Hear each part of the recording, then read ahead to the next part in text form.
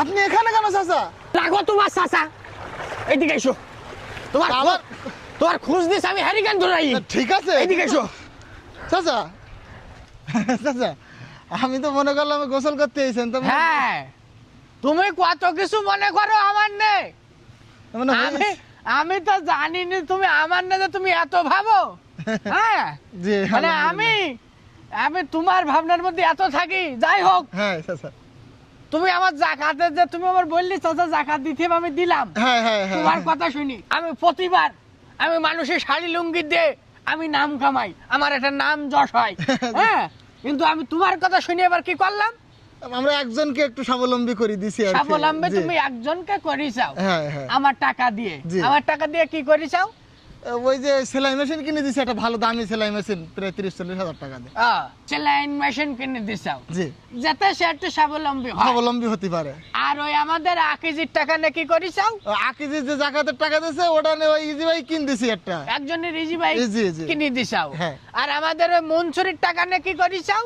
তো ও তো আপনার সামনে এখানে মুয়াজ্জেমের দোকান বানাই দিলাম না সবাই মিলে। মুয়াজ্জিনের তুমি দোকান বানাই দিছাও মনসুরির মনসুরির টাকা টাকা নিয়ে। নেই, জি। সে যেই ওই দোকানে বসে মনে হয় যেন ওর দোকানও কত ভালো লাগে ওর। তুমি আমার টাকাতে তুমি সেলাই রাঞ্চ মেশিন কিনে দিতে গেলে কেন বলো? বলো তো সমস্যা কোন জায়গায় তো বুঝতে পারছি না। সমস্যা মনসুর যেই যখন মুয়াজ্জিনের দোকানে হ্যাঁ। ইফতারের আগে যেই যখন বসে, হ্যাঁ, মাঝে মাঝে কি বসে। সম্মান তার দেয়, মনে হয় যেন ওর দোকানে ও নিজে বসে আছে। আপনি গেলেও তো আপনার সম্মানের সহিত বসতে দেন। আমি কলে যাব? তুমি লোকে সেলাই রেঞ্জ মেশিন কিনে দিয়ে যাও, সেলাই মেশিন, আমি যাই কি সেলাই মেশিনে বসবো? বলো, না তুমি আমার টাকাতে তুমি দোকান বানাই দিত পিত্তি, তুমি কেন সেলাই রেঞ্জ মেশিন কিনে দিত গেলি বলো? চাচা, কিন্তু যতদূর মনসুরকে বসে, মনসুর চাচাকে ওইভাবে আপনিও তো সেইভাবে গিয়ে বসেন, খুব একটা তো সমস্যা এখানে নেই। আর দান করে এটা তো ফলাও করে বেড়ানো উচিত না। গোপনে দান করা সব থেকে বেশি উত্তম, প্রকাশ্যেও দান করা যায়, তবে সেটা মানুষকে বেশি প্রসার করে বলি বেড়ানো, এটা তো অহংকারিত প্রকাশ পায় চাচা। আর দান করি তো জাহির করা যায় না। কিটা জাহির করতেছে?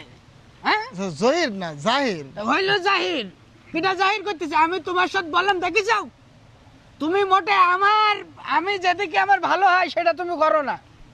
আমি খেয়াল করতেছ কটা বছর তুমি আমাকে মসজিদে রয়ে যাও, তোমার নড়ি চড়ি আমার কনে কি কি কি হইলো কি না হইলো, দুনিয়ার অসুবিধি সব তোমার আর আমার সাথে তোমার জন্য অ্যাডজাস্টমেন্ট হয়ে যায়। চাচা, তা আপনি যদি এত বসতি মন চাই দান করি তাতে, তা আপনি ইজি বাইক কিনে দিতেন ইয়ের সুমনের। আমি ইজি বাইক কিনে দিই, আমার নাম হয়ে যাক easy bike Mofizul. Easy bike Mofizul হবে কেন? কেন? আমার এখানে যে খালিদ আমার বড় ভাই, হ্যাঁ। আমার খালিদ সারা জীবন লোকের ভ্যান কিনে দিয়েছে, ওর নাম হয়ে গেছে এখন ভ্যান খালিদ, তাহলে আমার নামও তাহলে ইজি বাইক মফিজুল হয়ে যাক, তুমি তাই চাও? তো এভাবে তো আসলে মানুষের নাম খারাপ করা উচিত না। তারপরে মানুষ বলে তো কি করবেন বলেন, মানুষের বুঝাইতেই হবে।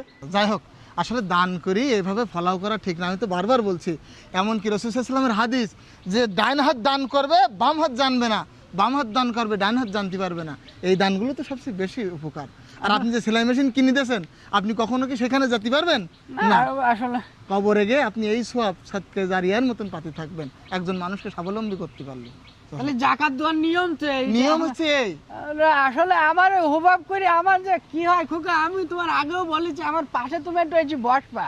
আমি একা একা থাকি খোকা, আমার ওই শয়তানের চাপ। ঠিক আছে চাচা, ইনশাআল্লাহ। আমি বুঝতে পারিনি।